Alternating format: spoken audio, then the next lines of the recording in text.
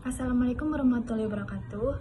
Di sini kami akan mempresentasikan materi tentang strategi promosi dengan anggota saya sendiri, Mona Reski Juswika dengan NIM 2002-030103. Yang kedua, Suni Anggun Prihantoro dengan NIM 2002-030116. Yang ketiga, Ulfatun Hasanah dengan NIM 2002-030117. Yang keempat, Anggun Arlita Purwanti dengan NIM 2002-030121. Baik, saya akan mempresentasikan materi pertama, yaitu tentang pengertian dan tujuan promosi.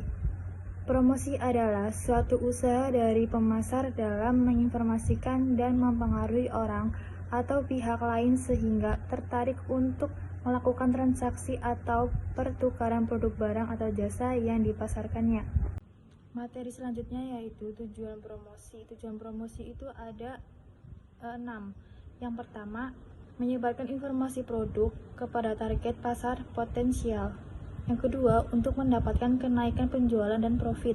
Yang ketiga, untuk mendapatkan pelanggan baru dan menjaga kesetiaan pelanggan. Yang keempat, untuk menjaga kestabilan penjualan ketika terjadi lesu pasar.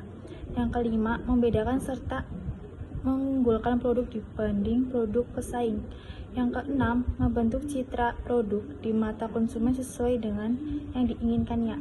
Bab selanjutnya yaitu tentang proses komunikasi dalam strategi promosi.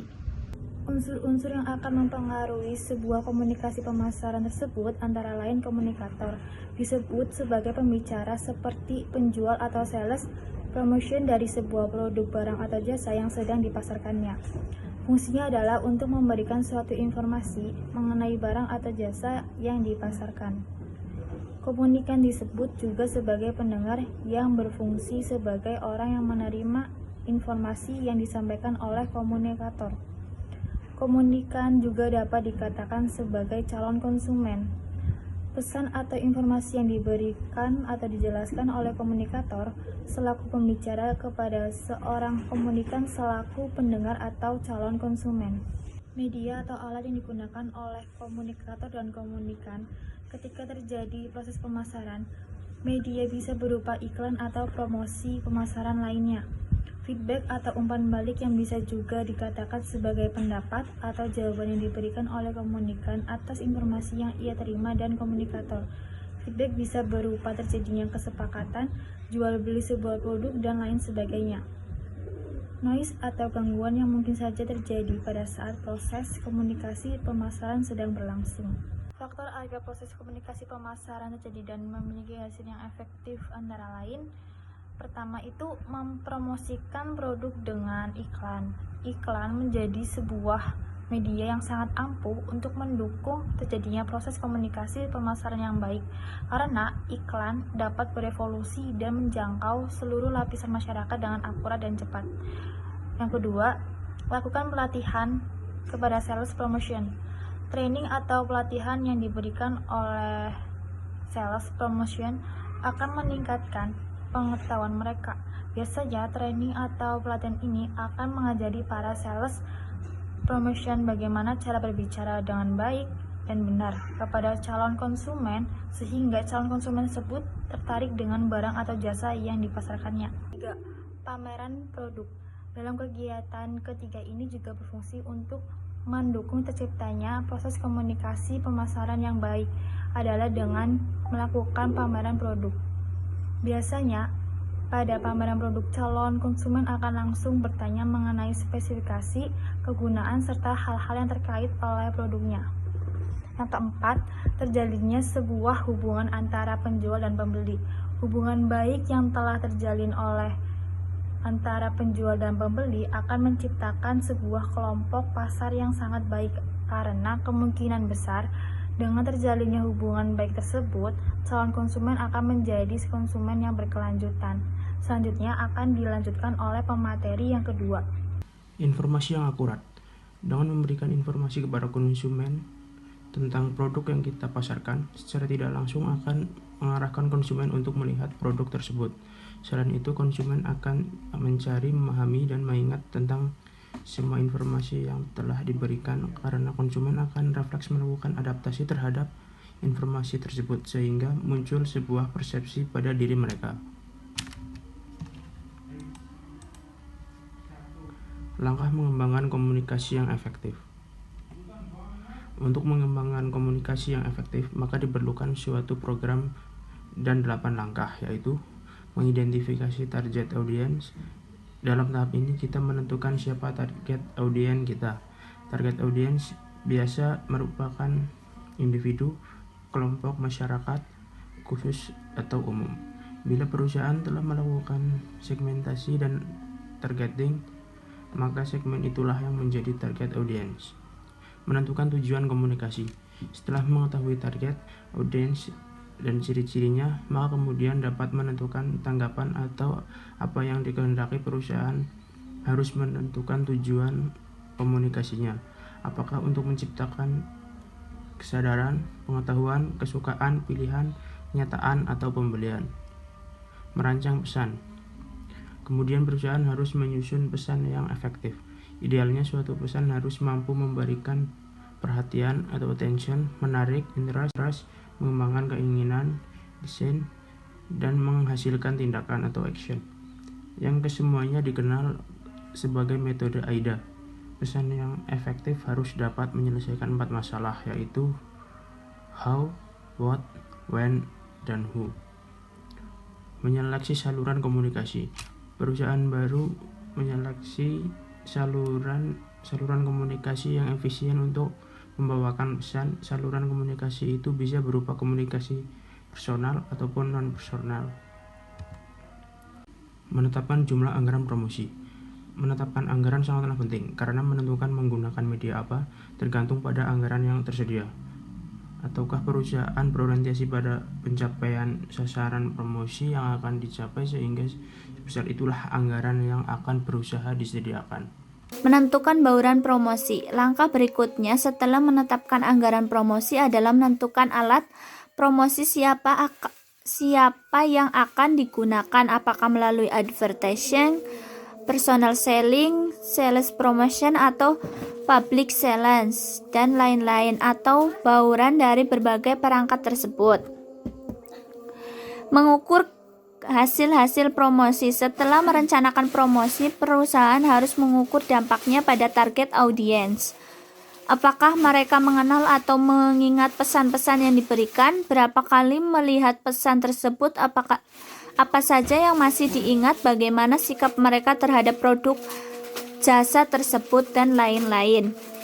Mengelola dan mengkoordinasikan proses komunikasi karena jangkauan komunikasi yang luas dari alat dan pesan komunikasi yang tersedia untuk mencapai target audiens, maka alat dan pesan komunikasi perlu dikoordinasikan.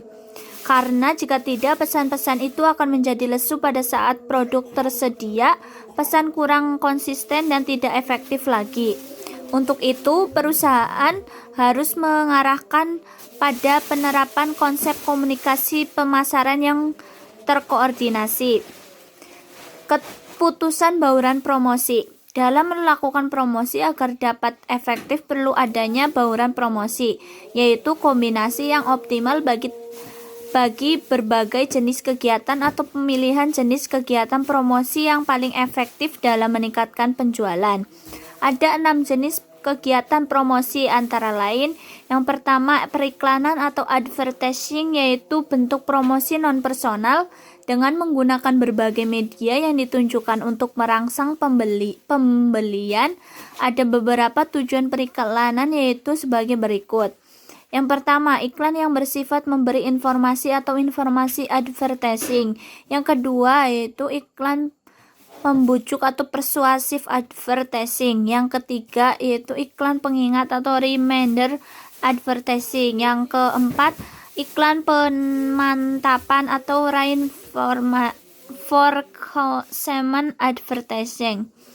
Pilihan media yang dapat digunakan untuk melakukan pengiklanan seperti surat kabar, majalah, radio, reklame, direct mail, dan lain-lain. Yang kedua yaitu penjualan tatap muka atau personal selling, yaitu bentuk promosi secara personal dengan presentasi lisan dalam suatu percakapan dengan calon pembeli yang ditunjukkan untuk merangsang pembelian. Personal selling mempunyai peranan penting dalam pemasaran jasa karena yang pertama, interaksi secara personal atau penyediaan jasa dan konsumen sangat penting. Yang kedua, jasa tersebut disediakan oleh orang bukan oleh mesin. Yang ketiga, orang merupakan bagian dari produk jasa. Yang ketiga, promosi penjualan atau sales promotion. Promosi di luar ketiga bentuk di atas yang ditunjukkan untuk merangsang pembelian adalah semua kegiatan yang dimaksud untuk meningkatkan arus barang atau jasa dari produsen sampai pada penjualan akhirnya. Yang keempat, poin sales promotion terdiri dari brosur, informasi, sheet, dan lain-lain. Sales promotion dapat diberikan kepada customer berupa free offer, sampel, demonstration, kupon, cash free food, prize, kontes atau lomba atau warantis atau garansi, intermediaries atau penyalur berupa free good, diskon, advertising allowance, cooperative advertising, distribution konteks atau dan reward. Sales for salesman berupa bonus, penghargaan, kontes, dan hasil hadiah buat tenaga penjual terbaik atau best performer. Publisitas atau publicity yaitu suatu bentuk promosi non-personal mengenai pelayanan atau kesatuan tertentu dengan jalan mengulas informasi atau berita tentangnya, pada umumnya bersifat ilmiah. Public relation sangat peduli terhadap beberapa tugas pemasaran, yaitu antara lain yang pertama membangun image atau citra, yang kedua mendukung aktivitas komunikasi lainnya, yang ketiga mengatasi persoalan dan isu yang ada, yang keempat memperkuat posisi perusahaan, yang kelima mempengaruhi publik yang spesifik, yang keenam mengadakan launching untuk produk atau jasa baru. Program public relation antara lain yaitu yang pertama publikasi, yang kedua event, yang ketiga hubungan dengan investor, yang keempat pameran, yang kelima mensponsori beberapa acara. Pemasaran langsung atau direct marketing yaitu suatu bentuk penjualan perorangan secara langsung yang ditujukan untuk mempengaruhi pembelian konsumen. Direct marketing merupakan elemen terakhir dalam baruan komunikasi atau promosi. Terdapat 6 area yaitu direct mail, mail order, direct response, direct selling, telemarketing, dan digital marketing. Word of mouth, pelanggan yang puas atau tidak puas dapat dibicarakan kepada temannya tentang pengalamannya dalam menerima jasa tersebut, sehingga word of mouth ini sangat besar pengaruhnya dan dampaknya terhadap pemasaran jasa dibandingkan dengan aktivitas komunitas lainnya. Selanjutnya yaitu faktor yang mempengaruhi promotional mix. Dalam menentukan variabel promotional mix, yang paling efektif merupakan tugas yang sulit bagi manajemen pemasaran. Hal ini disebabkan karena adanya faktor-faktor yang mempengaruhi dalam penemuan variabel promotional mix yang tidak dapat diabaikan, menurut Basu Swasta dan Irawan. Faktor-faktor tersebut antara lain: 1. Jumlah dana. Suatu perusahaan yang mempunyai dana lebih besar, kegiatan promosinya akan lebih efektif dibandingkan dengan perusahaan yang hanya mempunyai dana yang terbatas. Sifat pasar ada 3 macam, yaitu pertama, luas pasar secara geografis. Personal selling dapat mencakup dalam pasar lokal terbatas, akan tetapi dengan makin meluasnya pasar secara geografis, periklanan harus makin dipentingkan. Yang kedua, jenis pelanggan. Strategi promosi dipengaruhi oleh jenis sasaran yang hendak dituju oleh perusahaan. Contohnya pengeceran, pelanggan rumah tangga, atau perantara. Yang terakhir, konsentrasi pasar jumlah keseluruhan calon pembeli juga merupakan pertimbangan. Makin sedikit calon pembeli, makin efektif personal selling dibandingkan periklanan. Ketiga, sifat produksi strategi promosi yang dilakukan oleh perusahaan juga dipengaruhi oleh produknya. Misalnya, untuk barang conversion, strategi promosi yang dilakukan biasanya menggunakan periklanan, karena barang-barang konverian didistribusikan secara luas tidak memerlukan demonstrasi suatu penerangan, sedangkan strategi promosi barang industri seperti instalasi biasanya menggunakan personal selling. Yang keempat, tahap-tahap dalam product life cycle. Menurut Radio Sunu 2001-234, produk seperti ini juga manusia merupakan life cycle usia hidup, yang mana produk life cycle ini meliputi beberapa tahap yang berbeda-beda dan masing-masing tahap berada dalam lingkungan pemasaran yang berbeda pula. Panjangnya life cycle ini juga membawa perbedaan antara produk yang satu dengan produk yang lainnya. Ini dapat dilihat melalui kontrol volume penjualan.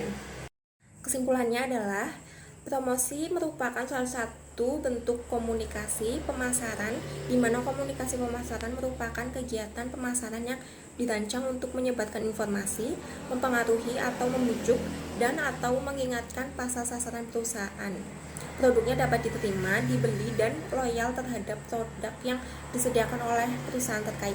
Promosi tidak hanya untuk memperkenalkan produk kepada konsumen, tetapi juga berusaha mempengaruhi mereka, membuat konsumen puas dan membeli produk yang ditawarkan. Adapun yang perlu dipahami bahwa melakukan proses komunikasi pemasaran agar lebih tepat dan akurat dalam pemasaran barang atau jasa, sehingga meningkatkan jumlah barang dan jasa yang terjual. Dalam melakukan promosi agar dapat efektif, perlu adanya bauran promosi. Ada 6 jenis kegiatan promosi, yaitu periklanan atau advertising, penjualan tatap muka atau personal selling, promosi penjualan atau sales promotion, publisitas atau publicity, pemasaran langsung atau direct marketing, dan word of mouth. Untuk mengembangkan komunikasi yang efektif, maka diperlukan 8 langkah, yaitu pertama, mengidentifikasikan target audience, 2, menentukan tujuan komunikasi, 3, merancang pesan, 4, menyeleksi saluran komunikasi, 5, menetapkan jumlah anggaran promosi, 6, menentukan bauran promosi, 7, mengukur hasil-hasil promosi, dan terakhir, mengelola dan mengkoordinasi proses komunikasi. Ada beberapa faktor dalam menentukan variabel promotional mix, yaitu jumlah dana suatu perusahaan, sifat pasar, sifat produk, strategi promosi, terakhir tahap-tahap dalam product life cycle. Presentasi dari kelompok kami, yaitu kelompok strategi promosi. Maaf jika ada kata-kata yang kurang berkenan. Wassalamualaikum warahmatullahi wabarakatuh.